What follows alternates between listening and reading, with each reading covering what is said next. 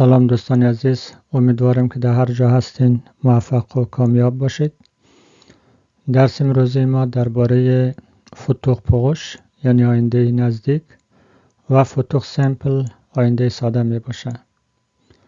ما در اینجا بررسی خواهیم کرد که در کجا فتوح پغش استفاده شود و در کجا فتوح سمپل استفاده شود، در حالی که هر دو در آینده است.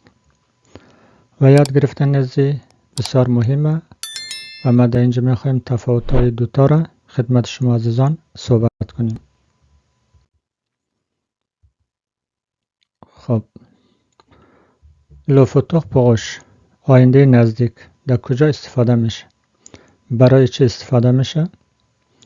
برای اکسپریمی آن اکسیون، برای بیان کردن یک عمل که سو ریالیزera بیانتو، برای بیان کردن یک عملی که به زودی اتفاق میفته. سپولو اوغلما و بیشتر در گفتار استفاده میشه. مثال: کان تو و پختیخ، چی وقت تو خواهی رفت؟ جوی پختیخ دان 2 مینوت، من تا 2 دقیقه دیگر خواهیم رفت. اینجا نگاه کن دوستای عزیز که اینا بیشتر در گفتار استفاده میشه. زمانی که شما با کسی میخواید صحبت بکنین بیشتر از فتوح پغش استفاده میکنید و زمانش هم بسیار نزدیکه. در اینجا نشته شده دان 2 مینوت. خب، حالا میایم فتوح سمپل. خب، فتوح سمپل تا کجا استفاده میشه؟ برای چی استفاده میشه؟ فتوح سمپل برای اکسپریمی آن اکسیون که سو دیغلغه دان لفتوح، برای بیان یک عملی که در آینده اتفاق خواهد افتید، برای از استفاده میشه. پلو دوزش آن اکری، پلو دوزش آن اکری بیشتر در نوشتار استفاده میشه. یعنی هر زمانی که شما بخواید یک چیز را نوشته کنین معمولا از فتوح سمپل استفاده میکنید. خب، اینجا مثال: کان تو و ویاژغه یعنی چی وقت تو خواهی رفت؟ آن ژوغ ژو ویاژغه اپاغی، یک روز من به فرانسه خواهم رفت.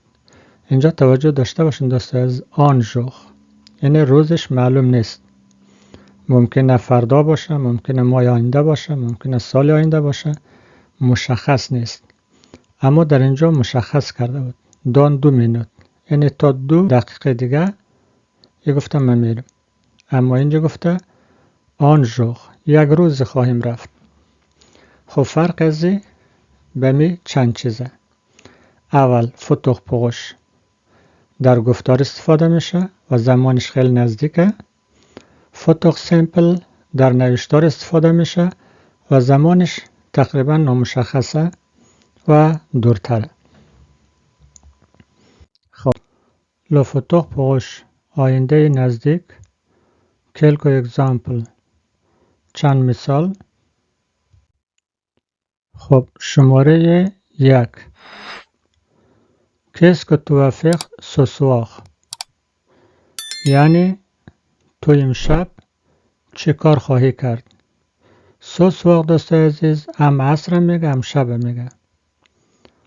جواب: جوی قاگرده آن فیلم اوک میزمی، من یک فیلم نگاه خواهیم کرد همراه دوستانم. اینجا توجه داشته باشین دوستای عزیز که سوسواغه. سوسواغ یعنی یک زمان مشخصه، متعلق به چیه؟ فتوح پغش. شماره 2: اسکلوه پلواغ دومه، آیا فردا باران خواهد بارید؟ وی الوه پلواغ تود متینه یعنی بله تمام صبح باران خواهد بارید. در اینجا نگاه کن دومه یک زمان مشخصه، متعلق به چیه؟ فتوح پغش. شماره 3. Qu'est-ce que vous allez manger ce midi؟ این ظهر شما چی خواهید خورد؟ Nous allons manger un pizza. ما یک پیتزا خواهیم خورد. در اینجا توجه داشته باشید دوستان عزیز، سو میدی. سو میدی یک زمان مشخصه، نزدیکه، متعلق به چیه؟ متعلق به فتوح پوش. Le futur simple quelques exemples. آینده ساده و بعض مثال. شماره 1. Est-ce que tu habiteras à l'étranger un jour؟ آیا یک روز تو به کشور خارج زندگی خواهی کرد؟ نگاه کنین، آن jour گفته، این روزش مشخص نیست. Oui, je habiterai peut-être en France. بله ممکن است من در فرانسه زندگی خواهیم کرد. نگاه کنین در اینجا آن jour گفته، وقتش مشخص نیست. یک روزی مثلا نامشخصه، زمانش دوره، پس چیه؟ فتوح سمپل. بیشتر در چی استفاده میشه؟ در نوشتن استفاده میشه. شماره 2. Quel pays visiteras tu؟ تو به کدام کشورها سفر خواهی کرد؟ Je visiterai le Japon. من به ژاپن سفر خواهم کرد.